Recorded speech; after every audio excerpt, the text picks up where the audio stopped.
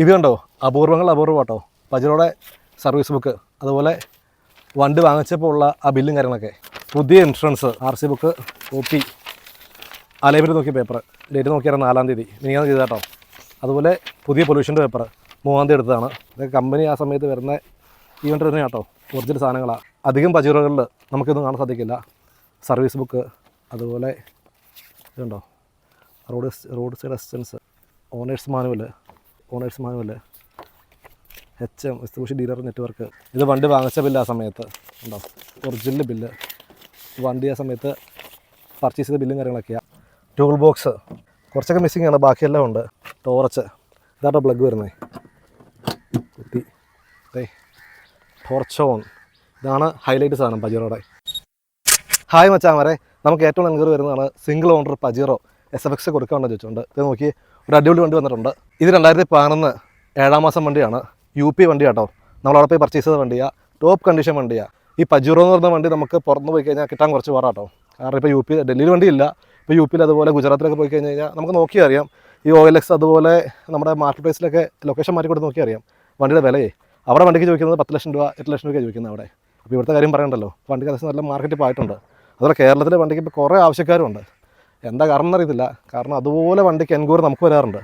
ഞാൻ കഴിഞ്ഞ കൊല്ലം ചെയ്ത വ്ളോഗിൻ്റെ എൻക്വയറി എനിക്ക് ഇപ്പോഴും വരാറുണ്ട്. പജീറോ കൊടുക്കണമെന്ന് ചോദിച്ചുകൊണ്ടേ ഞാൻ പജീറോ എടുക്കാൻ പ്ലാൻ ചെയ്ത് കഴിഞ്ഞിട്ട് വണ്ടി കുറേ തപ്പി, 1 മാസത്തോളം വണ്ടി തപ്പി. പക്ഷേ എല്ലാ വണ്ടിക്ക് ഈ പറയുന്ന പോലെ ചെന്ന് കഴിയുമ്പോഴത്തേക്കും ഒന്നെങ്കിൽ ഓവർ പ്രൈസ്, അല്ലെങ്കിൽ ഓയിൽ ലീക്ക്, അല്ലെങ്കിൽ എഞ്ചിൻ്റെ ഭാഗത്ത് എന്തെങ്കിലും കംപ്ലയിൻറ്റ്, അത് കുറേ അങ്ങ് വേണ്ടെന്ന് വെച്ചു. കുറേ പൈസ അങ്ങനെ പോയി ലാസ്റ്റ് ഒരു വണ്ടി ഒത്തു കിട്ടി.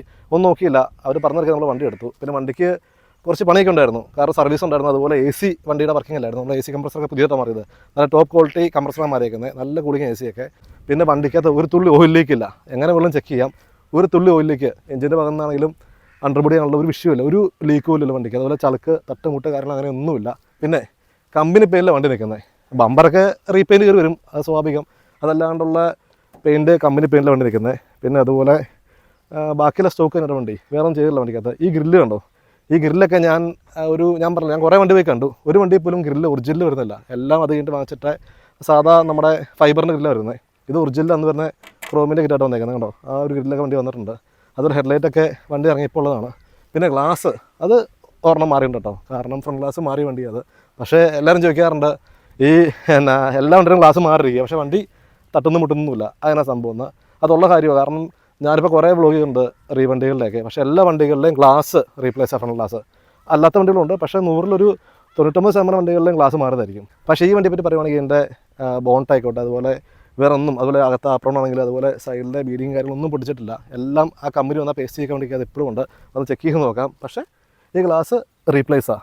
കല്ലടിക്കാം, അല്ലെങ്കിൽ തേങ്ങ വീടാം, എങ്ങനെയുള്ള ചില്ല് പൊട്ടാം, അല്ലെങ്കിൽ വെയിലത്തിട്ട് കഴിഞ്ഞ് വണ്ടി ചില്ല് പൊട്ടാറുണ്ട്, ഗ്ലാസ് എന്താ പറയുക വിരിയാറുണ്ട്, അങ്ങനെയൊക്കെ സംഭവിക്കാം കേട്ടോ. പക്ഷെ അത് എല്ലാ വണ്ടിയും ഇടിച്ചിട്ടല്ല ഗ്ലാസ് മാറുന്നത്, അങ്ങനെ അല്ലാണ്ട് സംഭവിക്കാം. പക്ഷേ ഈ വണ്ടി ഇടിച്ചുള്ള വണ്ടിയല്ല, മേജർ ആക്സിഡൻറ്റ് സംഭവങ്ങളൊന്നും വണ്ടിക്കത്തില്ല. ഫുൾ ചെക്ക് ചെയ്ത വണ്ടിയാണ്. ബമ്പറിലൊക്കെ ചിലപ്പോൾ തട്ടുമുട്ടൊക്കെ കാണും, റീപെയിൻറ്റ് കാണും, അതൊക്കെ ഉണ്ടായിരിക്കും. പക്ഷേ വണ്ടിയുടെ മെയിൻ ബോഡിയിലേക്ക് വരുമ്പോഴത്തേക്കും റീപ്ലേസ് ഇല്ല, അതുപോലെ തട്ടുമുട്ടില്ല. ഇവിടെ ഈ നമ്മുടെ ബോണ്ടിൻ്റെ ബീഡിങ്ങൊക്കെ നോക്കിയാൽ അറിയാം, ആ പേസ്റ്റിംഗ് ഒന്നും ഇവരെ പൊടിച്ചിട്ടില്ല. അതുപോലെ എല്ലാ ഡോറിലും അതെ, ഒരു പേസ്റ്റിങ്ങും പൊടിച്ചിട്ടില്ല. പിന്നെ എടുത്തു പറയാൻ മാത്രം വണ്ടിക്കകത്ത് സീറ്റൊക്കെ ആണെങ്കിലും ആ വണ്ടി ഇറങ്ങിയപ്പോൾ സീറ്റാണ് വന്നേക്കുന്നത്. പക്ഷേ ഫ്രണ്ടിലെ സീറ്റ് കുറച്ച് കീറലുണ്ടായിരുന്നു, അത് ഞാൻ മാറി വേറെ കവർ ഇട്ടു. ബാക്കി എല്ലാ സീറ്റും കമ്പനി വന്നേക്കുന്നത്. എൻ്റെ ഫോട്ടോ ഇരിപ്പുണ്ട്, ഞാൻ മാറിയതൊക്കെ. ചെറിയ 2-3 കീറലുണ്ടായിരുന്നുള്ളൂ, പക്ഷെ അത് മാറി ഞാൻ, അതൊരു ഭംഗിയില്ലായിരുന്നു. പിന്നെ ഉള്ളതെന്ന് വെച്ച് കഴിഞ്ഞാൽ ബാക്കി എല്ലാ ഗ്ലാസും ഒറിജിനൽ ഗ്ലാസ് വന്നേക്കുന്നത്. ടയറൊക്കെ ആണെങ്കിൽ ഒരു 70% അത് ടയർ വരുന്നുണ്ട്.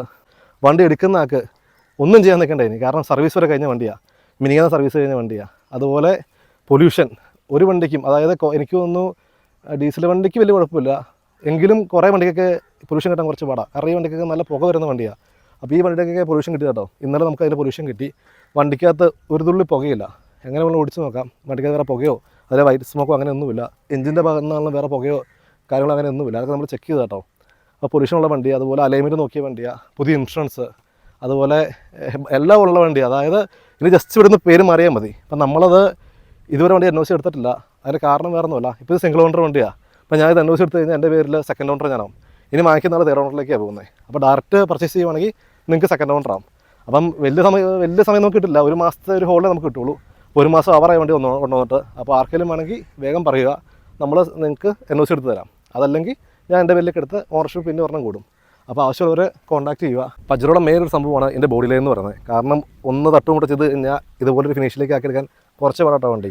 അപ്പോൾ എൻ്റെ ബോഡി ലൈൻ നിങ്ങൾക്ക് നോക്കി അറിയാം, പക്കയാട്ടോ, ഒരു വിഷയമില്ല, തട്ടും മുട്ടുകാരണം അങ്ങനെയൊന്നും വന്നല്ല ഇതിനകത്ത്. അപ്പോൾ അതിൻ്റെ ഫിനിഷിങ് വണ്ടി നോക്കി കാണാൻ പറ്റും. ഒരു സ്റ്റിക്കർ, ഈ സ്റ്റിക്കറൊക്കെ വേറെ മാച്ചൊട്ടിച്ച് കഴിഞ്ഞാൽ ഒരു ഭംഗിയിട്ടില്ല വണ്ടിക്ക്. ഇതൊക്കെ ഉണ്ടോ കമ്പനി സ്റ്റിക്കർ വരുന്നത്, ഇതൊക്കെ കമ്പനി എന്നിറങ്ങിയോ അല്ല കമ്പനി ഇറങ്ങിയപ്പോൾ വരുന്ന സ്റ്റിക്കറല്ലോ, അത് തന്നെ കാണുന്നൊന്നും അതൊന്നും മാറിയിട്ടില്ല കേട്ടോ. അതൊക്കെ അങ്ങനെ നിർത്തിയിട്ടുണ്ട്. അതിൽ ബ്രേക്ക് ലൈറ്റ്, ഇതും വണ്ടി ഇറങ്ങിയ സമയത്താണ്, അടുത്ത് 11 വണ്ടി ഇറങ്ങിയ സമയത്തുള്ള ബ്രേക്ക് ലൈറ്റാണ് നിൽക്കുന്നത്, അത് റീപ്ലേസ് ചെയ്തിട്ടില്ല. അപ്പുറത്തെ അതെ കേട്ടോ. പിന്നെ ബാക്കിയൊക്കെയാണല്ലോ നോക്കി, റീപെയിൻ ഒരു സാധനം വണ്ടി വന്നിട്ടില്ല. അതുകൊണ്ടോ ഇതൊക്കെ ഒറിജിനൽ പെയിനിലാണ് വണ്ടി നിൽക്കുന്നത്. ഈ സ്റ്റിക്കർ കണ്ടോ, ഇതൊക്കെ വണ്ടിയാ എന്ന് ഇറങ്ങിയപ്പോൾ ഉള്ള സ്റ്റിക്കർ തന്നെയാണ്, ഒരു മാറ്റവും വന്നിട്ടില്ല. അതൊന്നും മാറ്റി വേറെ ഒട്ടിക്കാനൊന്നും പോയിട്ടില്ല, സ്റ്റോക്ക് തന്നെയാണ് കേട്ടോ.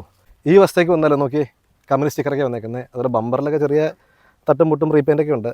അതല്ലാണ്ട് ബോഡി ലൈനൊക്കെ പക്കയാണ് നോക്കി, വേറെ വിഷയങ്ങളൊന്നുമില്ല, ബാക്കിയെല്ലാം ഓക്കെ കേട്ടോ. ഇത് നമുക്ക് ഇൻറ്റീരിയർ ഒന്നും ഉണ്ടല്ലോ, ഇൻറ്റീരിയറൊക്കെയാണെന്ന് നോക്കി പക്ക നീട്ടാട്ടോ. സീറ്റ് കവർ ഞാൻ വേറെ ചെയ്തതാണ്, ഞാൻ പറഞ്ഞല്ലോ 2 ചെറിയ ഗിയറിലുണ്ടായിരുന്നു, ആ സീറ്റിലുണ്ടായിരുന്നു, അതാണ് മാറിയത്. ഇതൊക്കെ നോക്കി ഈ ലെതറിൻ്റെ ഭാഗവും അതുപോലെ ഡോർപ്പാർ ഇതെല്ലാം സ്റ്റോക്ക് തന്നെ വന്നേക്കുന്നത്, മാറ്റിയിട്ടില്ല. അതുപോലെ ബാക്ക് സീറ്റ് മാറ്റിയിട്ടില്ല, കമ്പനി വന്ന സീറ്റ് കവർ തന്നെ കിടക്കുന്നത്. ഡാഷൊക്കെയാണെന്ന് നോക്കി പക്ക നീട്ടാണ്, എല്ലാം വർക്കിംഗ് കേട്ടോ. ഈ പറഞ്ഞ എല്ലാ മീറ്റേഴ്സും കാര്യങ്ങളെല്ലാം വർക്കിംഗാണ്. അതുപോലെ മെയിൻ കാര്യം പറയാൻ വിട്ടുപോയി, കിലോമീറ്റർ ഇത്തെ കാണിച്ചേക്കുന്നത് 1,23,578 കേട്ടോ. കിലോമീറ്റർ ജെന്യുവിനാണെന്ന് ചോദിച്ചു കഴിഞ്ഞാൽ നമ്മുടെ അടുത്ത് പാർട്ട് പറഞ്ഞ കാര്യങ്ങളും അതുപോലെ നമ്മളുടെ ഹിസ്റ്ററി ഒക്കെ വെച്ച് നോക്കുമ്പോഴത്തേക്കും 100% കിലോമീറ്റർ ഒറിജിനൽ ആവാനാണ് സാധ്യത. പിന്നെ ഇൻറ്റീരിയർ എങ്ങനെ നോക്കിയാലും പക്കയാട്ടോ, വേറൊരു അപാകതയില്ല. അതുപോലെ AC ഒക്കെ ഞാൻ പറഞ്ഞില്ലേ, പുതിയ കംപ്രസറാണ്, നല്ല കൂളിംഗ് ഉണ്ട്, ഒരു സ്റ്റീരിയോ ഉണ്ട്, കെൻവുഡിൻ്റെ നല്ല അടിപൊളി സൗണ്ടാണ്. പിന്നെ 4x4 പക്ക വർക്കിംഗ് കേട്ടോ, മീറ്ററൊക്കെയാണ് വർക്കിംഗ് ചെയ്യുക. സാർ എല്ലാ വണ്ടിയുടെയും നമ്മുടെ ഈ 4x4ൻ്റെ ആ ഇൻഡിക്കേഷനൊക്കെ കംപ്ലൈൻ്റ് ആയിരിക്കും. കാരണം അത് കുഴപ്പമായ കാരണമല്ല, കാലപ്പഴക്കം കാരണം സംഭവിക്കാം. പക്ഷേ ഇതിൻ്റെ അതൊക്കെ വർക്കിംഗ് കേട്ടോ. പിന്നെ വേറെ വലിയ കുലുക്കോ അതുപോലെ വലിയ ഒച്ചയൊന്നും അടിക്കത്തില്ല. റൂഫൊക്കെ ഉള്ളത് നോക്കി, സാറിന് എല്ലാ വണ്ടികളുടെ റൂഫൊക്കെ മൊത്തം കുളമായിരിക്കുമായിരിക്കും. പക്ഷേ ഇതുണ്ടോ റൂഫൊക്കെ പക്ക നീട്ടോ, ഒന്നും ചെയ്തിട്ടില്ല, വന്ന കണ്ടീഷനിൽ വേണ്ടി നിൽക്കുക, ഒന്നും ചെയ്യാൻ നിന്നിട്ടില്ല. സെക്കൻഡ് റോ അതുപോലെ തേർഡ് റോ നോക്കിയാൽ അറിയാം, കമ്പനി വരുന്ന ആ സീക്കവർ തന്നെ നിൽക്കുന്നത്. അതൊക്കെ അതൊരു മുഷിൽ പോലും ഇല്ല കണ്ടോ, ബാക്കി കൊണ്ട് കാണിച്ചാറേ. അപ്പോൾ ഇതൊക്കെയുള്ളൂ അകത്തെ കാഴ്ചകൾ. നമുക്കിതുണ്ടല്ലോ എഞ്ചിൻ റൂം ഒന്ന് കാണാം. എഞ്ചിൻ റൂമുകളും നോക്കി പക്ക നീട്ടോ, വണ്ടി എങ്ങനെ വന്നോ ആ കണ്ടീഷനിൽ നിൽക്കുന്നത്, വാഷ് ചെയ്യാനൊന്നും പോയിട്ടില്ല, ഒരു വിഷയമില്ല, തുരുമ്പും കാര്യങ്ങൾ അങ്ങനെയൊന്നുമില്ല. ഇതൊക്കെ നോക്കി ഒറിജിനൽ തന്നെ കേട്ടോ, വേറെ പൊട്ടിച്ചിട്ടൊന്നുമില്ല, അതുപോലെ വേറെ റീപ്ലേസ് ചെയ്തിട്ടില്ല. അതിൽ ഈ ഭാഗത്തെ പേസ്റ്റിങ് കാര്യങ്ങളും അതുപോലെ ഉണ്ടോ ആ ഒരു പഞ്ചിങ് ഒന്നും പോയിട്ടില്ല. അപ്പർ സൈഡിലും സെയിം കേട്ടോ, തട്ട മുട്ടൊന്നും വന്നിട്ടില്ല, അപ്പുറം പൊട്ടിച്ചിട്ടില്ല, ഒക്കെ നീറ്റ് തന്നെയാണ്. അതുപോലെ എഞ്ചിൻ ഭാഗത്ത് വേറെ ഓയിലേക്ക് കാര്യങ്ങൾ അങ്ങനെയൊന്നുമില്ല കേട്ടോ, ചെക്ക് ചെയ്ത് നോക്കാം, ഒരു വിഷയമില്ല, തുരുമ്പില്ല. നമ്മളിതിൽ ഒന്നും ചെയ്യാൻ പോയിട്ടില്ല, വാഷിങ് ഒന്നും ചെയ്യാൻ പോയിട്ടില്ല, ടോപ്പ് ആട്ടാ വണ്ടി. ഞാൻ സ്റ്റാർട്ട് ചെയ്ത് കാണിച്ചു തരാം, ജസ്റ്റ് സൗണ്ട് നിർമ്മിച്ചു തരാം.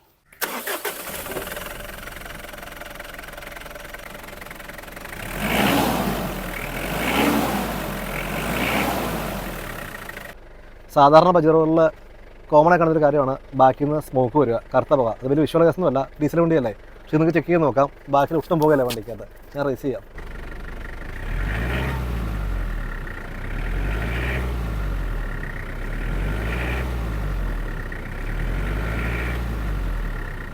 ഇനി നമുക്കേ വളരെ ഡിക്കി സ്പേസ് ഒക്കെ കാണാം. വാ,